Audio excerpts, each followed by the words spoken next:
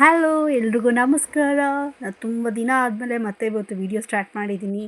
ಹಾಗೆಯೇ ಇನ್ಮೇಲೆ ಸ್ವಲ್ಪ ಡೈಲಿ ವ್ಲಾಗ್ಸ್ ಹಾಕೋಣ ಅಂತ ಪ್ಲ್ಯಾನ್ ಮಾಡ್ತಾಯಿದ್ದೀನಿ. ಫಸ್ಟ್ ವೀಡಿಯೋ ಇವತ್ತು ನವರಾತ್ರಿಗಳು ನಡೀತಾ ಇದೆ. ಇವತ್ತು 4ನೇ ದಿನ. ಇವತ್ತೇ ಒಂದು ವೀಡಿಯೋ ಸ್ಟಾರ್ಟ್ ಮಾಡೋಣ ಅಂತ ಅಂದ್ಬಿಟ್ಟು ಇವತ್ತೊಂದು ಫಸ್ಟ್ ವೀಡಿಯೋ ಮಾಡಿದ್ದೀನಿ. ಬೆಳಗ್ಗೆ ಎದ್ದು 5:30 ಎದ್ದಿದ್ದಾಯಿತು. ಆ್ಯಕ್ಚುಲಿ 5 ಗಂಟೆಗೆ ಎದ್ದೆ ನಾನು.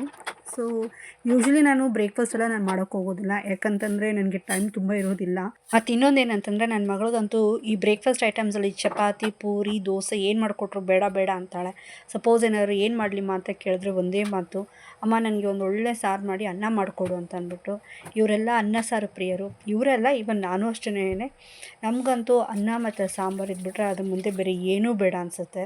ಈವನ್ ಬಿರಿಯಾನಿ ಇದ್ದರೂ ಕೂಡ ಬಿರಿಯಾನಿ ತಿಂದಮೇಲೆ ಒಂದು ತುತ್ತು ಬಿಳಿ ಅನ್ನ, ವೈಟ್ ರೈಸ್ ಅಂತ ಏನು ಹೇಳ್ತೀವಿ, ಅದು ತಿಂದಷ್ಟು ಸಮಾಧಾನ ಬೇರೆ ಏನು ತಿಂದರೂ ಸಿಗೋದಿಲ್ಲ. ಸೌತ್ ಇಂಡಿಯನ್ಸೇ ಹಾಗೆ ಬಿಡಿ. ನಮಗೆಲ್ಲನೂ ಈ ಏನದು ಬರ್ಗರು, ಪಿಜ್ಜಾ ಮತ್ತು ಪರಾಟ, ರೋಟಿ ಗೀಟಿ ಎಲ್ಲ ಸೆಟ್ ಆಗೋದಿಲ್ಲ. ಏನಿದ್ರು ಅನ್ನ ಸಾರು, ರಾಗಿ ಮುದ್ದೆ. ಹಾಗೆಯೇ ಇವತ್ತು ಸ್ವಲ್ಪ ಬ್ರೇಕ್ಫಾಸ್ಟು, ಆ್ಯಕ್ಚುಲಿ ನಾನು ಬ್ರೇಕ್ಫಾಸ್ಟ್ ಮಾಡೋದಿಲ್ಲ, ರಾಗಿ ಗಂಜಿ ಮಾಡ್ತೀನಿ. ಆರೋಗ್ಯಕ್ಕೆ ತುಂಬ ಒಳ್ಳೇದು ಅಂತ ಹೇಳ್ತಾರೆ ರಾಗಿ ಗಂಜಿ. ಮುದ್ದೆ ಅಂತೂ ಮಾಡೋಕ್ಕಾಗೋದಿಲ್ಲ, ಯಾಕಂದರೆ ನನಗೆ ಸ್ವಲ್ಪನೇ ಇರೋದು ಟೈಮು. ನಾನೊಂದು 5 ಗಂಟೆಗೆ ಎದ್ದು ಕೂಡ 5:30, 6 ಗಂಟೆಗೆಲ್ಲ ಅಡುಗೆ ಆಗಬೇಕು. ಮತ್ತು ರೆಡಿಯಾಗಿ ನಾನು 7 ಗಂಟೆಗೆಲ್ಲ ಬಸ್ ಸ್ಟಾಪ್ಗೆ ಹೋಗೋದ್ರಿಂದ ಇರೋ 1.5 ಅವರಲ್ಲಿ ಅಥವಾ 2 ಅವರಲ್ಲಿ ನನ್ನ ಕೈಲಿ ಏನಾಗುತ್ತೆ ಅದು ಮಾಡಬೇಕು. ಮತ್ತು ಹಾಗೆ ರಾಗಿ ಗಂಜಿ ಮಾಡೋಣ ಅಂತ ರಾಗಿ ಗಂಜಿ ಮಾಡಿದೆ. ಎಲ್ಲರೂ ಹೇಳ್ತಾರೆ ನೈಟ್ ಹೊತ್ತಲ್ಲಿ ರಾಗಿ ಗಂಜಿ ಮಾಡಿಕ್ಬಿಟ್ಟು ಬೆಳಗ್ಗೆ ಅದನ್ನು ಮಜ್ಜಿಗೆ ಹಾಕ್ಕೊಂಡು ಕುಡಿಬೇಕು ಅಂದ್ಬಿಟ್ಟು. ಬಟ್ ನನಗೆ ಯಾಕೋ ಅದು ಟೇಸ್ಟ್ ನನಗೆ ಇಷ್ಟ ಆಗಲಿಲ್ಲ. ಅದಕ್ಕೆ ಬೆಳಗ್ಗೆ ಫಸ್ಟ್ ಕೆಲಸ ಏನಂತಂದರೆ ಕುಕ್ಕರ್ ಇಟ್ಬಿಟ್ಟು ಆ ಕಡೆ ಬೇಳೆಗೆ ಬೇಯಕ್ಕೆ ಇಟ್ಬಿಟ್ಟು ಈ ಕಡೆ ನಾನು ಗಂಜಿ ಮಾಡೋಕ್ಕೆ ಸ್ಟಾರ್ಟ್ ಮಾಡಿಬಿಡ್ತೀನಿ. ಆ ಕಡೆ ಬೇಳೆ ಬೇಯಷ್ಟಲ್ಲಿ ಈ ಕಡೆ ಗಂಜಿ ಕೂಡ ರೆಡಿಯಾಗಿರುತ್ತೆ. ಗಂಜಿ ರೆಡಿಯಾಗಿದೆ. ಇದನ್ನ ಎತ್ಕೊಂಡು ಹೋಗ್ಬಿಟ್ಟು ಸ್ವಲ್ಪ ಹೊರಗಡೆ ಇಟ್ಬಿಟ್ರೆ, ಅಂದರೆ ನಾನು ರೆಡಿ ಆಗೋಷ್ಟರಲ್ಲಿ ಅದು ನಾರ್ಮಲ್ ಟೆಂಪ್ರೇಚರ್ ಬಂದಿರುತ್ತೆ. ನೋಡಿ ಹೊರಗಡೆ ಅಂತೂ ಅಟ್ಮಾಸ್ಫಿಯರ್ ಹೆಂಗಿದೆ ಅಂತಂದರೆ ಇನ್ನೂ ಸೂರ್ಯ ಫುಲ್ಲು ಹುಟ್ಟಿಲ್ಲ. ಇದಕ್ಕೆ ಮುಂಚೆನೇ ನೋಡೋಕೆ ತುಂಬಾ ಚೆನ್ನಾಗಿ ಕಾಣಿಸುತ್ತೆ. ಮತ್ತು ಇನ್ನೊಂದೇನಾದ್ರೆ ನಮ್ಮ ಮನೆ ಮುಂದೆ ಜೇನು ಗೂಡು ಇದೆ. ಯಾವಾಗಲೂ ಅಷ್ಟೇ ನಮ್ಮ ಮನೆ ಒಳಗಡೆ ಕೂಡ ಬಂದು ಒಂದು ಸತಿ ಗೂಡು ಕಟ್ಟೋಕ್ಕೆ ಸ್ಟಾರ್ಟ್ ಮಾಡುತ್ತೆ. ನೋಡಿ ಇದು ನಿನ್ನೆ ನೈಟು ನಾನು ಅಬ್ಸರ್ವ್ ಮಾಡಿದ್ದೀನಿ, ನೈಟಿಂದ ಇಲ್ಲೇ ಇದೆ. ಪಾಪ ಅವುಗಳಿಗೆ ನಾವು ಮನೆ ಬಿಟ್ಟು ಹೋಗೋದಕ್ಕೆ ಇಷ್ಟ ಇಲ್ಲ ಅನಿಸುತ್ತೆ. ಮತ್ತು ಗಂಜಿ ಎತ್ಕೊಂಡು ರೋಡ್ ಎತ್ತಿದ್ದಾಯಿತು. ಇನ್ನೊಂದು 1 ಅವರ್ಲಿ ಇದು ಕೂಡ ತಣ್ಣಗಾಗ್ಬಿಡುತ್ತೆ. ಇನ್ನು ಇವತ್ತು ಸಾರು ಬಂದುಬಿಟ್ಟು ನಾನು ಮುಲ್ಲಂಗಿ ಮತ್ತು ಆಲೂಗಡ್ಡೆ ಸಾರು ಮಾಡ್ತಾಯಿದ್ದೀನಿ. ಅದಕ್ಕೆ ಆಲ್ರೆಡಿ ಬೇಳೆ ಎಲ್ಲ ಬೇಯಿಸಿದಾಗಿದೆ. ಅದ್ರ ಜೊತೆಗೆ ಇವಾಗ ಈ ಮುಲ್ಲಂಗಿ ಏನಿದೆಯೋ ಅದೆಲ್ಲ ನೀಟಾಗಿ ಕ್ಲೀನ್ ಮಾಡ್ಕೊಬಿಟ್ಟು ಅದೊಂದು ಇನ್ನೊಂದು ಸತಿ ಒಂದು ವಿಸಿಲ್ ಕೂಗಿಸ್ಕೊಬಿಟ್ಟು ಅದಕ್ಕೆ ಸಾಂಬಾರು ಪುಡಿ ಏನೇನು ಹಾಕಬೇಕು ಎಲ್ಲ ಹಾಕ್ಬಿಟ್ಟು ಸಾರು ಕೂಡ ರೆಡಿ ಆಗಿಬಿಡುತ್ತೆ. ಒಟ್ಟೊಟ್ಟಿಗೆ ನಾನು ಅನ್ನ ಸಾರು ಮಾತ್ರ ಇವತ್ತು ಬರೀ ಅನ್ನ ಮತ್ತು ಸಾರು ಮಾಡ್ಕೊಡಿದ್ದೀನಿ ಅಷ್ಟೇ. ಒಂದು ಕಡೆ ಅನ್ನನೂ ಆಗಿದೆ, ಈ ಕಡೆ ನಾನು ತರಕಾರಿ ಕೂಡ ಬೇಯಕ್ಕಿಟ್ಟಿದ್ದೀನಿ. ಇದೆಲ್ಲ ಬೆಂದಮೇಲೆ ಒಗ್ಗರಣೆ ಹಾಕ್ಬಿಟ್ರೆ ಸಾರು ಮುಗೀತು. ಅಷ್ಟೊತ್ತಿಗೆ ನನ್ನ ಮಗಳು, ಇವಾಗ ಎಷ್ಟು ಗೊತ್ತಾ ಟೈಮು, ಇವಾಗ 6 ಗಂಟೆ. ನನ್ನ ಮಗಳು ಎಬ್ಬರಿಸ್ತಾರೆ ನಾನು. ಅವಳನ್ನ ಪಾಪ ಎದ್ದೊಳ್ತಾಳೆ. ಚಿನ್ನಿ ಎದ್ದೇಳು ಎದ್ದೇಳು ಎದ್ದೇಳು ಅಂದರೆ ಅಂತ ಇರ್ತಾಳೆ. ಪಾಪ ಹಾಸಿಗೆನಲ್ಲೇ ಇರ್ತಾಳೆ. ಸರ್ ಅವಳು ಎದ್ದು ಬಂದು ಹೇಳಿದೆ ಬೇಗ ಬೇಗ ಕೆಲಸ ಮುಗಿಸ್ಬಿಡಮ್ಮ ಅಂತ ಅಂದ್ಬಿಟ್ಟು. ಪಾಪ ಅವಳು ಒಂದು 6 ಗಂಟೆಗೆ ಎದ್ದು ಬೆಳಿಗ್ಗೆ ಎದ್ದು ಕಸ ಗೀಸೆಲ್ಲ ನೀಟಾಗಿ ಗೂಡಿಸ್ಕೊಟ್ಬಿಡ್ತಾಳೆ ಅವಳು. ಸೊ ಇದು ಇವತ್ತು ನನ್ನ ಮಾರ್ನಿಂಗ್ ರೊಟೀನು. ಈ ಕಡೆ ನಮ್ಮ ಸೂರ್ಯ ಕೂಡ ತುಂಬ ಕಂಪ್ಲೀಟಾಗಿ ಉದಯವಾಗಿದ್ದಾರೆ. ಮತ್ತು ನಮ್ಮ ಗಂಜಿ ನೋಡಿ ಯಾವ ಕನ್ಸಿಸ್ಟೆನ್ಸಿಗೆ ಬಂದಿದೆ. ಅಂದರೆ ನಾನು ಇಟ್ಟು ಆಲ್ಮೋಸ್ಟ್ 1 ಅವರ್ ಆಯಿತು ಗಂಜಿ, ಇವಾಗ ಈ ಥರ ಆಗಿದೆ ನೋಡಿ. ನಿಮ್ಗೆ ಯಾವಾಗಲೂ ತೋರಿಸಿದ್ದೆ ಜೇನುಳಗಳು ಇನ್ನೂ ಹಾಗೆ ಇದೆ. ಈಗ ಅಡುಗೆಲ್ಲ ಆದಮೇಲೆ ಒಂದು 2-3 ಪಾತ್ರೆಗಳು ಬೇರೆ ಇತ್ತು. ಆ್ಯಕ್ಚುಲಿ ನನ್ನ ಮಗಳು ಎಲ್ಲ ಕೆಲಸ ಮಾಡ್ಕೊಳ್ತಾಳೆ. ಬಟ್ ಪಾಪ ತುಂಬ ಕೊಡೋದು ಬೇಡ ಕೆಲಸ ಅಂತಂದ್ಬಿಟ್ಟು ನಾನು ಹೋಗೋಷ್ಟರಲ್ಲಿ ಎಷ್ಟಾಗುತ್ತೋ ಅಷ್ಟು ಕೆಲಸ ಮಾಡಿಬಿಟ್ಟು ಹೋಗ್ತೀನಿ ಮನೆಯಲ್ಲಿ. ನೋಡಿ ಕಂಪ್ಲೀಟಾಗಿ ಈಗ ಬೆಳಕಾಗಿದೆ. ಇವಾಗ ತುಂಬಾ ಚೆನ್ನಾಗಿದೆ ನೇಚರ್ ನೋಡೋದಕ್ಕಂತೂ. ಈ 2 ಹಸುಗಳಂತೂ ಮನೆ ಮುಂದೆ ಯಾವಾಗಲೂ ಇದ್ದೇ ಇರುತ್ತೆ. ಅಂದರೆ ಮಳೆ ಬೇರೆ ನಿನ್ನೆ ಲೈಟಾಗಿ ಮಳೆ ಬೇರೆ ಬಂದಿತ್ತಲ್ವ. ಸೊ ನೋಡೋದಕ್ಕೆ ಇನ್ನೂ ತುಂಬಾ ಚೆನ್ನಾಗಿದೆ. ಇನ್ನು ಈ ಕಡೆ ಸಾರು ಗೀರೆನೆಲ್ಲ ಒಗ್ಗರಣೆ ಆಯಿತು. ಆ್ಯಕ್ಚುಲಿ ಬಂದ್ಬಿಟ್ಟು ನಮ್ಮ ಅಕ್ಕಗೆ ಸ್ವಲ್ಪ ಮೈಗೆ ಹುಷಾರಿಲ್ಲ. ಅದಕ್ಕೆ ಇವಾಗ ಅಕ್ಕ ಪಾಪ ಅಡುಗೆ ಮಾಡ್ತಾಯಿಲ್ಲ. ಇಲ್ಲಾಂದರೆ ಸಕ್ಕದಾಗಿ ಅಡುಗೆ ಮಾಡೋರು, ನಮಗೆ ಸ್ವಲ್ಪ ಕೆಲಸ ಕಮ್ಮಿ ಇರ್ತಿತ್ತು. ಅಂದರೆ ಅವರೇ ಮಾಡಿಕೊಟ್ಟಿರೋರು. ಅಕ್ಕಗೂ ಗಂಜಿ ಪಾರ್ಸಲ್ ಮಾಡಿದ್ದಾಯಿತು, ಹಾಗೆಯೇ ಸಾಂಬಾರು ಕೂಡ ಪಾರ್ಸಲ್ ಮಾಡಿದ್ದಾಯಿತು. ಮತ್ತು ನನ್ನ ಲಂಚೆಲ್ಲ ಪ್ಯಾಕ್ ಕೂಡ ಮಾಡಿದ್ದಾಯಿತು. ಇವತ್ತು ನಮ್ಮ ಆಫೀಸಲ್ಲಿ ಬಂದ್ಬಿಟ್ಟು ನವರಾತ್ರಿ ನಡೀತಿದೆಯಲ್ವ. ಅಂದರೆ 9 ದಿನ 9 ಕಲರ್ ಬಟ್ಟೆಗಳು ಹಾಕ್ಕೋಬೇಕಂತ ಎಲ್ಲರೂ ಹೇಳಿದ್ದಾರೆ. ಇವತ್ತು ಬಂದ್ಬಿಟ್ಟು 4ನೇ ದಿನ ಅಂದರೆ ಅರಿಶಿನ ಕಲರ್ ಬಟ್ಟೆ, ಎಲ್ಲೋ ಬಟ್ಟೆ ಹಾಕ್ಕೋಬೇಕಂದಿದ್ರು. ಸೊ ಇವತ್ತು ಎಲ್ಲೋ ಬಟ್ಟೆ ಹಾಕ್ಕೊಂಡು ನನ್ನ ಮಗಳು ಲಂಚೆಲ್ಲ ಪ್ಯಾಕ್ ಮಾಡಿಕೊಟ್ಲು. ಆ್ಯಕ್ಚುಲಿ ಏನಂತಂದರೆ ಅಮ್ಮಂದ್ರೆ ಬಂದ್ಬಿಟ್ಟು ಮಕ್ಕಳು ಪ್ಯಾಕ್ ಮಾಡಿಕೊಡ್ತಾರೆ. ನಮ್ಮ ಮನೆಯಲ್ಲಿ ಸ್ವಲ್ಪ ಉಲ್ಟಾ. ನನ್ನ ಮಗಳು ಪಾಪ ನನಗೆ ಲಂಚೆಲ್ಲ ಪ್ಯಾಕ್ ಮಾಡಿಕೊಟ್ಲು. ಸರಿ ನಾನು ಬ್ಯಾಗ್ ತೊಗೊಂಡು ಆಫೀಸ್ಗೆಲ್ಲ ಬಸ್ ಸ್ಟಾಪ್ಗೆ ಹೋಗ್ಬೇಕು ಫಸ್ಟ್. ಆ್ಯಕ್ಚುಲಿ ಬಸ್ ಸ್ಟಾಪ್ ಬಂದ್ಬಿಟ್ಟು ಇಲ್ಲಿಂದ ಆಲ್ಮೋಸ್ಟ್ 1 ಕಿಲೋಮೀಟ್ರ್ ಇದೆ. ನನ್ನ ಕೈಲಿ ನಡೆಯೋಕ್ಕಾಗೋದಿಲ್ಲ, ಸ್ವಲ್ಪ ಕಾಲು ನೋವು ಇರೋದ್ರಿಂದ ರೆಗ್ಯುಲರಾಗಿ ಒಂದು ಆಟೋರು ಬರ್ತಾರೆ. ಇವರೇ ನನ್ನ ಮಗಳನ್ನ ಕೂಡ ಸ್ಕೂಲಿಗೆ ಡ್ರಾಪ್ ಮಾಡೋದು. ಸೊ ಈ ಆಟೋನಲ್ಲಿ ಬಸ್ ಸ್ಟಾಪ್ವರೆಗೂ ಹೋಗ್ತೀನಿ. ಆ್ಯಕ್ಚುಲಿ ಏನಂದರೆ ಬಸ್ ಸ್ಟಾಪ್ ಕೂಡ ಮೇಲೆ ಇನ್ನೊಂದೇನೆಂದರೆ ಅಪ್ಪು, ಅಂದರೆ ಈ ದಿಣ್ಣೆ ಅಂತ ಏನು ಹೇಳ್ತೀವಿ ಆ ಥರ ದಿಣ್ಣೆ ಕಡೆ ಬರುತ್ತೆ. ನಡೆಯೋದಕ್ಕೂ ಸ್ವಲ್ಪ ಕಷ್ಟ ಆಗುತ್ತೆ ಆ್ಯಕ್ಚುಲಿ ಹೇಳಬೇಕಂತಂದರೆ. ಸೊ ಹೋಗ್ತಾ ಇದ್ದೀನಿ. ಇನ್ನೊಂದು ಏನಂತಂದರೆ ನನ್ನ ಆಫೀಸ್ಗೆ ಇಷ್ಟೇ ಟೈಮ್ಗೆ ಹೋಗಬೇಕಂತ ಏನೂ ಇಲ್ಲ. ಇದೊಂದು ಫ್ಲೆಕ್ಸಿಬಿಲಿಟಿ ಇದೆ ನಮ್ಮ ಟೈಮಿಂಗ್ಸಲ್ಲಿ, ಆಫೀಸ್ ಟೈಮಿಂಗ್ಸಲ್ಲಿ ಎಷ್ಟೊತ್ತರ ಹೋಗ್ಬೋದು, ಎಷ್ಟೊತ್ತರ ಬರ್ಬೋದು. ಬಟ್ ಏನಂತಂದರೆ ಹೋಗಬೇಕು ಆಫೀಸ್ಗೆ. ಇಲ್ಲಿ ಏನಂತಂದ್ರೆ ತೊಂದರೆ, ಬಸ್ಗಳಂತೂ ಕರೆಕ್ಟಾಗಿ ಬರೋದೇ ಇಲ್ಲ. ಇರೋದೇ 2 ಬಸ್ಸು, ಅಂದರೆ ಬೆಳಿಗ್ಗೆ 2 ಬಸ್ ಬರುತ್ತೆ. ಆ ಬಸ್ ಕೂಡ ನೆಟ್ಟಿಗೆ ಬರೋದಿಲ್ಲ. ಅವ್ರಿಗಂತೂ ಟೈಮಿಂಗ್ಸೂ ಇಲ್ಲ. ಎಷ್ಟೋ ಸತಿ ಕಂಪ್ಲೇಂಟ್ ಕೂಡ ಮಾಡಿದ್ದಾಯಿತು, ಬಟ್ ಏನೂ ಯೂಸ್ ಇಲ್ಲ. ಅವ್ರಿಗೆ ಎಷ್ಟೊತ್ತಿಗೆ ಬೇಕೋ ಅಷ್ಟೊತ್ತಿಗೆ ಬರ್ತಾರೆ, ಇಲ್ಲ ಬೇಕಂದರೆ ಬರ್ತಾರೆ, ಇಲ್ಲಾಂದರೆ ಬರೋದು ಇಲ್ಲ. ಇವತ್ತು ನೋಡಿ 2 ಬಸ್ಸು ಬರೋ ಜಾಗದಲ್ಲಿ ಒಂದೇ ಬಸ್ ಬಂದಿದೆ. ಅದಕ್ಕೆ 2 ಬಸ್ಸಲ್ಲಿ ತುಂಬ ಜನ ಒಂದೇ ಬಸ್ಸಲ್ಲಿ ತುಂಬ್ಕೊಂಡಿದ್ರು. ನಿಂತ್ಕೊಂಡೇ ಇದ್ದಿದ್ದಾಯಿತು. ನಾನು ಕೂಡ ಜಾಗ ಬೇರೆ ಇರಲಿಲ್ಲ, ಅಂದರೆ ಸೀಟ್ ಇರಲಿಲ್ಲ. ಆಮೇಲೆ ನನಗೆ ಗೊತ್ತಿರೋರು ಒಬ್ರು ಹೇಳಿದ್ರು, ಮುಂದೆ ಸೀಟ್ ಖಾಲಿ ಆಗುತ್ತೆ ನೋಡಿ, ಅವ್ರು ನೆಕ್ಸ್ಟ್ ಸ್ಟಾಪಲ್ಲಿ ಇಳಿತಾರೆ ಅಂತ ಅಂದ್ಬಿಟ್ಟು. ಪುಣ್ಯಕ್ಕೆ ನನಗೆ ಸೀಟ್ ಸಹ ಸಿಕ್ತು. ಸೊ ಆರಾಮಾಗಿ ಕೂತ್ಕೊಂಡೆ. ಮತ್ತು ಇನ್ನೊಂದೇನಂತಂದರೆ, ನನಗೆ ಈ ಬಸ್ಸಲ್ಲಿ ಜರ್ನಿ ಮಾಡ್ತೀನಲ್ಲ, ಟ್ರಾವೆಲ್ ಮಾಡ್ತೀನಲ್ವ, ಆಲ್ಮೋಸ್ಟ್ 1 ಅವರ್ ಟ್ರಾವೆಲ್ ಮಾಡಬೇಕಾಗುತ್ತೆ ನಾನು. ಅಂದರೆ ಕಂಟಿನ್ಯೂ ನಾನು ಟ್ರಾವೆಲ್ ಮಾಡ್ತೀನಿ ನಾನು. ಸೊ ಈ ಒಂದು ಟೈಮಲ್ಲಿ ನನಗೆ ಚೆನ್ನಾಗಿ ನಿದ್ದೆ ಬಂದುಬಿಡುತ್ತೆ. ಆ ನಿದ್ದೆ ಮಾಡೋದೇ ನನಗೆ ಲೈಫಲ್ಲಿ ಆ್ಯಕ್ಚುಲಿ ಬೇಕು, ತುಂಬ ರಿಲ್ಯಾಕ್ಸ್ ಆಗೋದು. ಈ ಟೈಮಲ್ಲಿ ನಾನು ನಿದ್ದೆ ಮಾಡಿಲ್ಲ ಅಂತಂದರೆ ನನಗೆ ನಿದ್ದೆ ಮಾಡೋಕ್ಕೆ ಟೈಮ್ ಅಂತಲೇ ಸಿಗೋದಿಲ್ಲ. ಯಾಕಂದರೆ ಬೆಳಗ್ಗೆನೂ ಸಹ ಬೇಗ ಎದ್ದೇಳಬೇಕು. ಸೊ ಬೆಳಿಗ್ಗೆ ಬೇಗ ಎದ್ದೇಳೋದ್ರಿಂದ ಈ ಬಸ್ಸಲ್ಲಿ ಕೂತ್ಕೊಂಡು ಟ್ರಾವೆಲ್ ಮಾಡ್ತಾಯಿದ್ರೆ ಮಾತ್ರ ಎಷ್ಟೇ ಡಿಸ್ಟರ್ಬೆನ್ಸ್ ಇದ್ರೂ 1 ಅವರ್ ಚೆನ್ನಾಗಿ ನಿದ್ದೆ ಮಾಡಿಬಿಡ್ತೀನಿ ನಾನಂತೂ. ಇನ್ನು ಈ ಬಸ್ಸಂತೂ ಬರ್ತಾ ಅಂತೂ ಜನ ಜಾಸ್ತಿ ಆಗ್ತಾನೇ ಇರ್ತಾರೆ. ಹೇಗಾದರೂ ಹಾಕ್ಕೊಳ್ಳಿ, ಎಷ್ಟು ಜನರು ತುಂಬ್ಕೊಳ್ಳಿ ಅಂತ ಅಂದ್ಬಿಟ್ಟು ನಾನಂತೂ ಚೆನ್ನಾಗಿ ನಿದ್ದೆ ಮಾಡಿಬಿಟ್ಟೆ.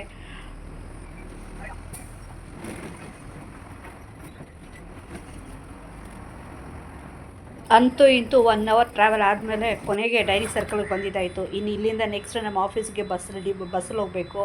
ಇಲ್ಲಂತೂ ಎಷ್ಟೊತ್ತಿಗಾದ್ರೂ ಬಸ್ಸೇ ಬರೋದಿಲ್ಲ. ಸಾಧಾರಣವಾಗಿ ಅಪರೂಪಕ್ಕೆ ಬರುತ್ತೆ ಬಸ್ಸು. ಆ ಬರೋ ಬಸ್ಸು ಕೂಡ ತುಂಬ ರಶ್ ಆಗಿರುತ್ತೆ. ಮತ್ತು ಇವತ್ತು ಏನೋ ಗೊತ್ತಿಲ್ಲ, ಇಲ್ಲಿ ಬಸ್ ಸ್ಟಾಪಲ್ಲಿ ಆಲ್ಮೋಸ್ಟ್ ಒಂದು 8:30 ಟೈಮ್. ಇವಾಗ ಬಿಸಿಲಂತೂ ತುಂಬಾ ಚೆನ್ನಾಗಿತ್ತು, ಅಂದರೆ ಜೋರು ಬಿಸಿಲು ಅಂತಲೇ ಹೇಳ್ಬೋದು.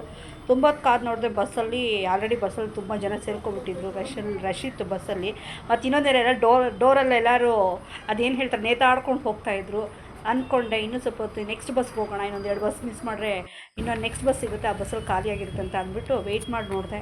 ಅಂತೂ ಬಸ್ ಬಂತು, ಸೀಟ್ಗಳು ಕೂಡ ಖಾಲಿ ಇತ್ತು. ಹತ್ಕೊಂಡು ನೋಡಿ ಈಗ ಬಂದೆ ನಮ್ಮ ಆಫೀಸ್ ಹತ್ರಕ್ಕೆ. ಇಲ್ಲಿ ನೋಡಿ ಬೆಂಗಳೂರು ಹೆಂಗಿದೆ ಅಂತ ಅಂದ್ಬಿಟ್ಟು ಎಲ್ಲರೂ ಬೆಂಗಳೂರು ಅಂತ ಹೇಳ್ತೀರಾ. ಬಟ್ ಬೆಂಗಳೂರಲ್ಲಿ ವಾಸ ಮಾಡೋರಿಗೆ ನಮಗೆ ಗೊತ್ತು ಬೆಂಗಳೂರು ಜೀವನ ಹೇಗೆ ಅಂತ ಅಂದ್ಬಿಟ್ಟು. ಅದೇನೋ ಒಂದು ಗಾದೆ ಇದೆಯಲ್ವ, ದೂರದ ಬೆಟ್ಟ ನುಣ್ಣಗೆ ಅಂದಂಗೆ ಕೆಲವರೆಲ್ಲರೂ, ಅಂದರೆ ಎಸ್ಪೆಷಲಿ ಹಳ್ಳಿಲಿರೋರು ಪಾಪ ಏನು ಹೇಳ್ತಾರೆ, ಬೆಂಗಳೂರು ಜೀವನ ತುಂಬ ಚೆನ್ನಾಗಿರುತ್ತೆ, ಬೆಂಗಳೂರಲ್ಲಿ ಬದುಕಬೇಕು ಅಂತ ಹೇಳ್ತಾರೆ. ಆದರೆ ನಮಗೆ ಗೊತ್ತು ಬೆಂಗಳೂರಲ್ಲಿ ಹುಟ್ಟಿ ಬೆಳೆದಿರೋರಿಗೆ ಏನಂತಂದರೆ, ಅಪ್ಪ ಯಾವಾಗ ಬೆಂಗಳೂರು ಬಿಟ್ಟು ಹೋಗ್ತೀವಿ ಅನಿಸ್ಬಿಡುತ್ತೆ.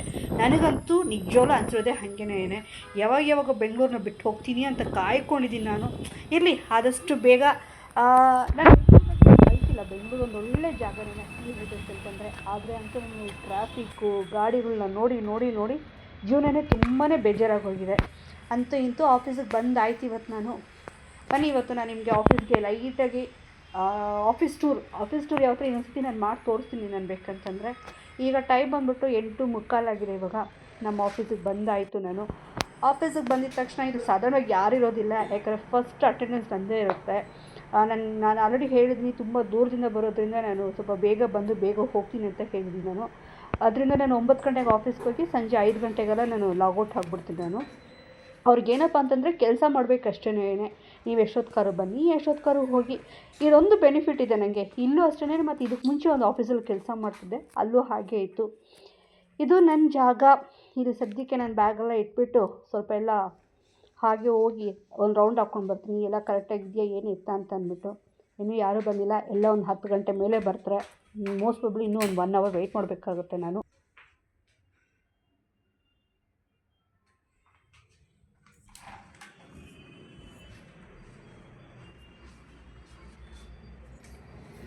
ಈ ಬೆಂಗಳೂರು ಟ್ರಾಫಿಕ್ಕು, ಗಾಡಿಗಳು ನೋಡಿ ಅಂತ ಸಾಕಾಗೋಗಿದೆ. ನಿಜವಾಗ್ಲೂ ಹೇಳ್ತಿದ್ವಿ, ಎಲ್ಲಿಂದ ಬಂದು ಜನ ಸೇರ್ಕೊಳ್ತಾರೋ ಗೊತ್ತಿಲ್ಲ.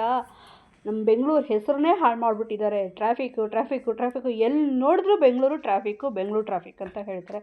ಇದಕ್ಕೆಲ್ಲ ಕಾರಣ ಯಾರು ಹೇಳಿ? ನಾವೇ ಜನ ತಾನೇ. ಹಾಗಿದ್ಮೇಲೆ ಯಾಕೆ ಬೆಂಗಳೂರನ್ನ ಬೈಕೋಬೇಕು ನಾವು? ನಮ್ಮ ಆಫೀಸ್ನಲ್ಲಿ ಈಗ ಸದ್ಯಕ್ಕೆ ಕಾಂಪಿಟೇಷನ್ಗಳು ಅದು ನಡೀತಾ ಇದೆ. ಇವತ್ತು 4ನೇ ದಿನ ಆಗಿದ್ದರಿಂದ ಇವತ್ತು ಟ್ಯಾಲೆಂಟ್ ಶೋ ಇಟ್ಕೊಂಡಿದ್ರು. ಅದನ್ನಲ್ಲಂತೂ ನಮ್ಮ ಆಫೀಸಲ್ಲಿ ಒಂದು ಎಂಪ್ಲಾಯಿ ಇದ್ದರು. ನಿಜ ಹೇಳ್ತೀನಿ, ಇವ್ರು ನೋಡೋದಕ್ಕೆ ಅದೇನು ಎಲೆ ಮರೆ ಕಾಯಿ ಅಂತ ಹೇಳ್ತಾರಲ್ವ, ಸೊ ಯಾವತ್ತೂ ಇವರು ಟ್ಯಾಲೆಂಟ್ನ ಎಕ್ಸ್ಪೋಸ್ ಮಾಡಿರಲಿಲ್ಲ. ಎಂಥ ಟ್ಯಾಲೆಂಟ್ ಇದೆ ಇವರಲ್ಲಿ ಅಂತಂದರೆ. ಆ್ಯಂಡ್ ಇವಾಗ ಸ್ಟಡೀಸು ಅಷ್ಟೇ. ನಿನ್ನೆ ಅವರು ಸರ್ಟಿಫಿಕೇಟ್ಸು ಮತ್ತು ಟ್ರೋಫೀಸ್ ಎಲ್ಲ ತಂದು ತೋರಿಸಿದ್ರು. ಕ್ಲಾಸಲ್ಲೇ ಟಾಪರು, ಸೆಮಿಸ್ಟರ್ನಲ್ಲಿ ಟಾಪರ್ ಅಂತ ಇವರು. ಮತ್ತು ನೋಡಿ ಇವರು ಫ್ಲೂಟು ಅಷ್ಟೇ ಎಷ್ಟು ಚೆನ್ನಾಗಿ ಫ್ಲೂಟ್ ಪ್ಲೇ ಮಾಡ್ತಾರೆ ಅಂತಂದರೆ. ಅದ್ರ ಜೊತೆಗೆ ಇದಕ್ಕೆ ಮುಂಚೆ ಸ್ವಲ್ಪ ನಮಗೆ ಮ್ಯಾಜಿಕ್ ಶೋ ಎಲ್ಲ ತೋರಿಸಿದ್ರು. ಸೊ ಟೈಮ್ ಇರಲಿಲ್ಲ ವೀಡಿಯೋ ಮಾಡೋದಕ್ಕೆ. ಆದರೆ ಇವತ್ತಂತೂ ಡೇ ತುಂಬಾ ಚೆನ್ನಾಗಿತ್ತು. ಇವತ್ತು ಎಲ್ಲ ಆಯ್ತು. ಇವತ್ತು ನೋಡಿ ಈಗ ಹೊರಗಡೆ ಹೋಗ್ತಾ ಇದ್ದೀನಿ. ಇನ್ನು ನನ್ನ ಮನೆಗೆ ಹೋಗೋದಕ್ಕೆ ಟೈಮ್ ಬಂತು. ಇವತ್ತು ಬೇಗ ಮನೆಗೆ ಬಂದ್ಬಿಡೋಣ ಅಂತ ನೋಡಿದ್ರೆ ಇವತ್ತೇ ಅನ್ಫಾರ್ಚುನೇಟಾಗಿ ಬಸ್ಗಳೇ ಸಿಕ್ಕಿಲ್ಲ ಹೇಳಬೇಕಂತಂದರೆ. ನೋಡಿ ಆಲ್ರೆಡಿ ಎಷ್ಟು ಜನ ಕಾಯ್ತಾ ಇದ್ದಾರೆ. ಇಲ್ಲಿಂದ ನಾನು 2 ಬಸ್ ಚೇಂಜ್ ಮಾಡಬೇಕು. ನಾನು ಮೊದಲೆಲ್ಲ 3 ಬಸ್ ಚೇಂಜ್ ಮಾಡ್ತಾಯಿದ್ದೆ. ಈಗ ಹೊಸ ಆಫೀಸಿಗೆ ಬಂದಮೇಲೆ ಅದೊಂದು ಬೆನಿಫಿಟ್ಟು, ತುಂಬ ನಡೆಯೋಂಗೆ ಏನಿರೋದಿಲ್ಲ. 2 ಬಸ್ ಚೇಂಜ್ ಮಾಡ್ಕೋಬೇಕು. ಆಲ್ರೆಡಿ ಒಂದು ಬಸ್ಸಲ್ಲಿ ಬಂದು ಇವಾಗ 2ನೇ ಬಸ್ ಸ್ಟಾಪಲ್ಲಿ ನಿಂತ್ಕೊಂಡಿದ್ದೀನಿ. ಜಸ್ಟ್ ಸೆಕೆಂಡಲ್ಲಿ ಮಿಸ್ ಮಾಡ್ಕೊಬಿಟ್ಟೆ. ನಾನು ಬನ್ನೇರುಘಟ್ಟ ಬಸ್ಸು ಹೋಗ್ಬಿಡ್ತು ಆ್ಯಕ್ಚುಲಿ ಹೇಳಬೇಕಂತಂದರೆ. ಕಾಯ್ಕೊಂಡಿದ್ದೀನಿ ಬಸ್ ಎಷ್ಟೊತ್ತು ಬರುತ್ತೆ ಬರಲಿ.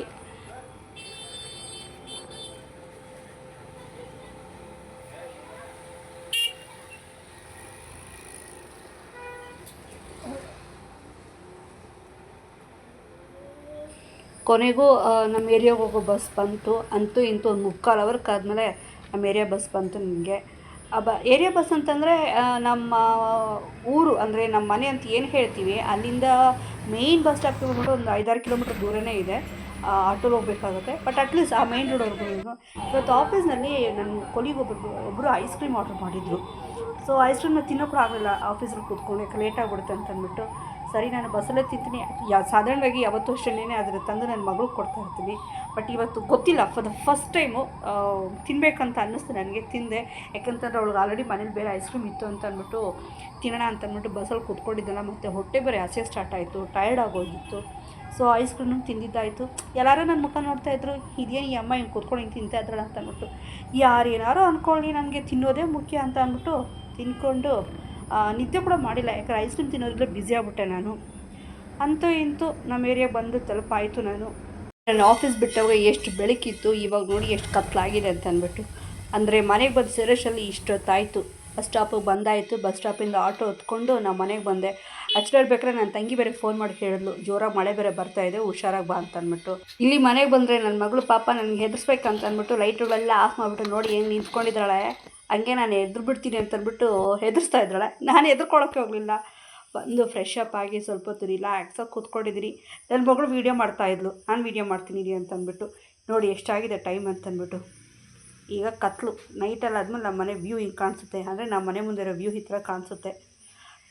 ಇವತ್ತು ಬಂದ್ಬಿಟ್ಟು ಊಟಕ್ಕೆ ಆಲ್ರೆಡಿ ನಾನು ಬೆಳಗ್ಗೆ ಸಾರು ಮಾಡಿದ್ನಲ್ಲ, ನಾನು ಮುಲ್ಲಂಗಿ ಸಾರಿತ್ತು. ಅದೇ ಮುಲ್ಲಂಗಿ ಸಾರಿಗೆ ನನ್ನ ಮಗಳಿಗೆ ಹೇಳಿದ್ದು ದೋಸೆ ಮಾಡ್ಕೊಡ್ತೀನಮ್ಮ ಅಂತಂದ್ಬಿಟ್ಟು.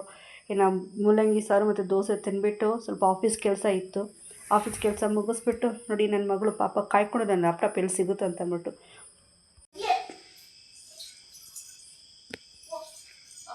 ಅಕ್ಕ ಹೇಳ್ತು ಉಪ್ಪಿಲ್ಲ ಖಾರ ಇರೋದ್ರೆ ನೀನು ಮಾಡೋ ಸಾರಿ ನೋಡುವ ಅದಕ್ಕೆ ನನಗೆ ಸ್ವಲ್ಪ ಖಾರ ಪುಡಿ ಜಾಸ್ತಿ ಹಾಕ್ಬಿಟ್ಟಾಗಿತ್ತು. ಹಿಂಗೆ ಊಟ